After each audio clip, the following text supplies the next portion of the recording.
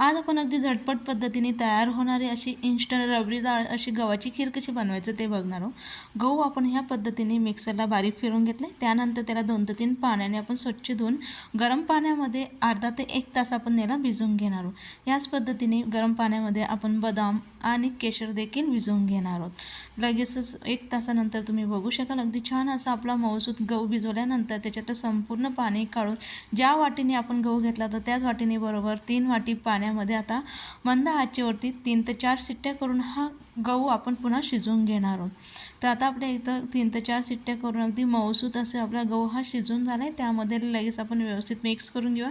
लगेच त्यामध्ये बारीक चिरून घेतलेला गोड, आवडीनुसार ड्रायफ्रूट्स, वेलची पावडर, सुंठ पावडर, तूप, केशरचं पाणी आणि बदामाचं पेस्ट तयार करून आपण त्यामध्ये घालून त्याला व्यवस्थित मिक्स करून मंद आचेवरती 3 ते 4 मिनिटं आपण शिजवून घेतली. बघू शकाल अगदी परफेक्ट अशी आपली खीर ही तयार.